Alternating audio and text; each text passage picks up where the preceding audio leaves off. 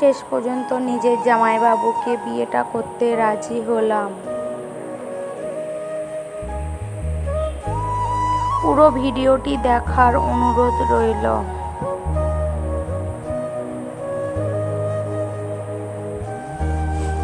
আমরা 2 বোন ছিলাম।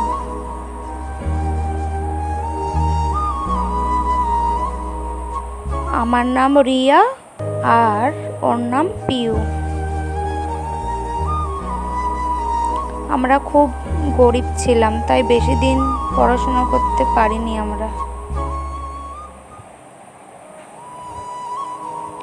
আমরা 2 বোন দুজনে দুজনকে খুব ভালোবাসতাম।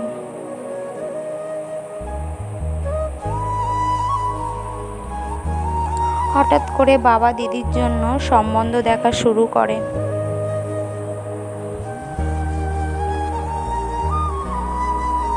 দিদিকে কেউ দেখতে এলে আমি ওকে রেডি করে দিতাম।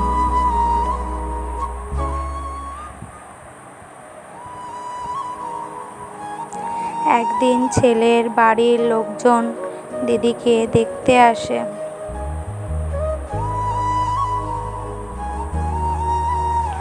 আমি ওখানেই ছিলাম। ছেলেটা আমাকে পছন্দ করে মনে মনে।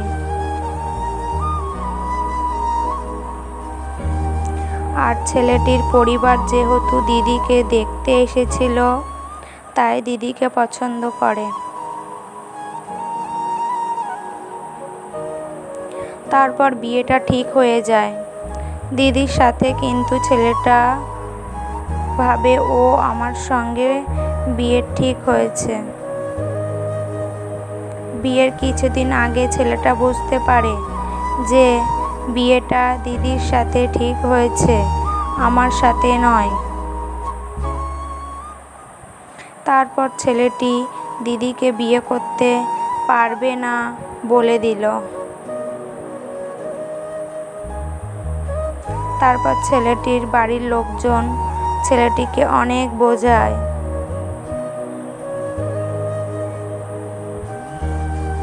তারপর ছেলেটি দিদিকে বিয়ে করতে রাজি হয়ে যায়।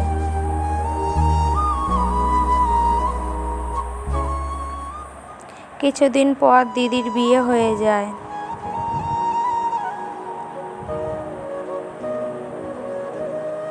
তারপর দিদিকে একদিন ফোন করলাম। দিদি বলল সে অনেক খুশিতে আছে। তার স্বামী তাকে অনেক ভালোবাসে।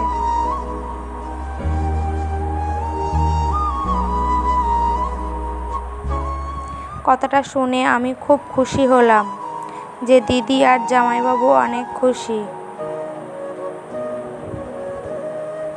দিদিকে নাকি অনেক যত্ন করে জামাইবাবু। তারপর কিছুদিন পর দিদি প্রেগনেন্ট হয়ে যায়।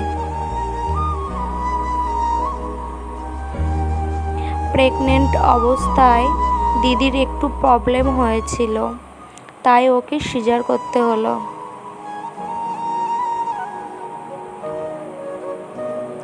বাচ্চা হওয়ার পর দিদিকে আমরা বাড়িতে নিয়ে আসি।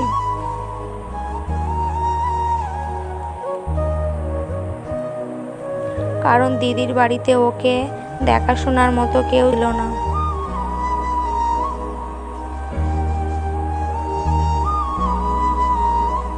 দিদির বর আর দিদি বাচ্চাকে দেখতে যেত আমাদের বাড়িতে এসে।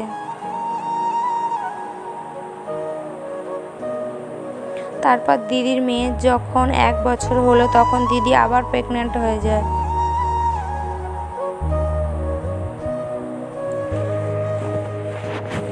দ্বিতীয়বারের প্রেগনেন্সিতে দিদির বাচ্চাটা পেটের ভেতর উল্টে গেছিল। সেই সময় আমি MBA করছি, আর তখন একটা ছেলের সঙ্গে আমার প্রেম হয়। ছেলেটা খুব ভালো ছিল, তাই আমার মা বাবাও আর আপত্তি করেনি।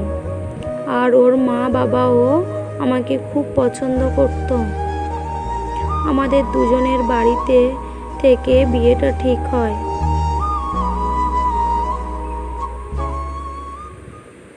কিন্তু আমি একটু বিয়েটা দেরি করে করতে চাইছিলাম, কারণ আমার দিদি প্রেগনেন্ট, ও আমার বিয়েতে মজা করতে পারবে না।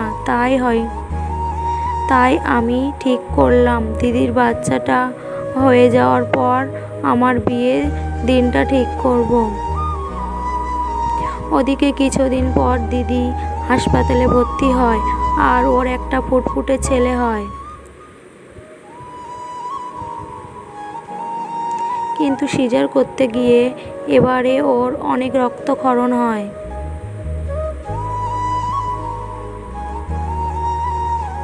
তারপর দিদিকে ওর শ্বশুর বাড়িতে আনা হয়।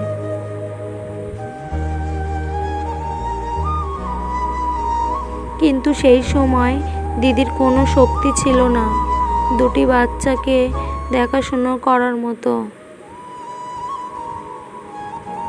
তখন দিদি আমাকে বলল ওর বাড়িতে কিছুদিন থাকার জন্য।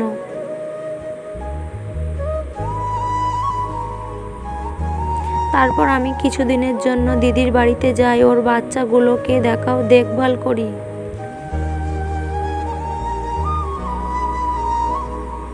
তারপর 3-4 দিন বেশ ভালোই ছিল, কিন্তু হঠাৎ একদিন সকালে দিদির শরীর খুব খারাপ হয়। তখন দিদির স্বামীকে হাসপাতালে ভর্তি করলো। তখন বাচ্চা দুটোকে পুরো আমাকেই দেখতে হতো। 2 দিন পর আমি বাচ্চা দুটোকে নিয়ে আমি দিদিকে দেখতে যাই হাসপাতালে।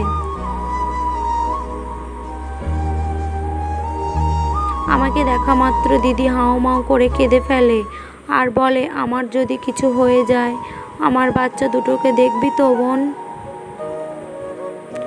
তোর বিয়ে হয়ে গেলেও ওদেরকে তুই দেখিস, ওদের মা হারা হতে দিস না বোন।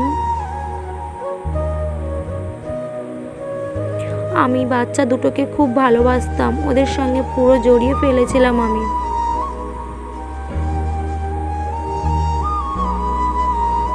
হঠাৎ করে একদিন সকালে খবর এলো দিদি আর নেই।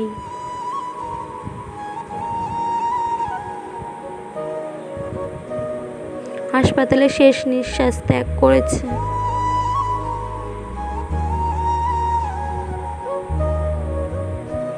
কথাটা শুনেই আমার চারিপাশটা অন্ধকার হতে লাগলো। কি করব বুঝে উঠতে পারছিলাম না।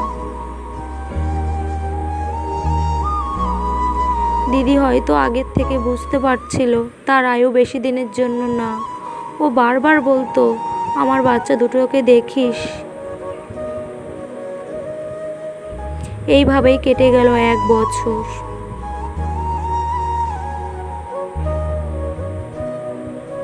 তারপর আবার আমার বিয়ের কথাবার্তা শুরু হলো।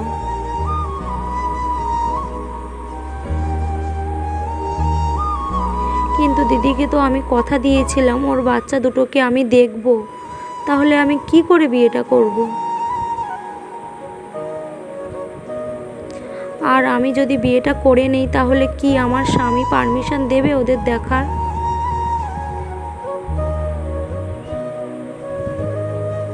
তারপর মা বাবা আমার কাছে এসে আমাকে বলে, তুই দিদির বাচ্চা দুটোকে বাঁচাতে পারিস।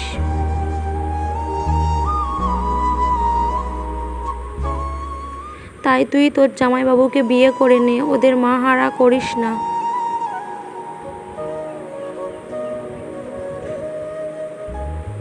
তারপর আমি মনে মনে ভাবি, আমি বিয়েটা কি করে করব? আমি তো একজনকে ভালোবাসি।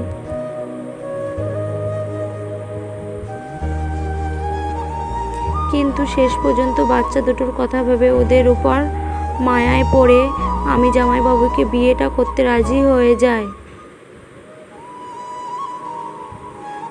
ওদিকে দিদির বর আমাকে আগে থেকেই পছন্দ করত, আর বাচ্চা দুটোর ভবিষ্যতের কথা ভেবে সেও রাজি হয়ে যায় বিয়েতে। দিদির বাচ্চা দুটো আবার মা ফিরে পেল আর আমরা অনেক সুখে আছি। ভিডিওটির সাথে আমার জীবনের কোনো মিল নেই, এটা একটা কাহিনী মাত্র।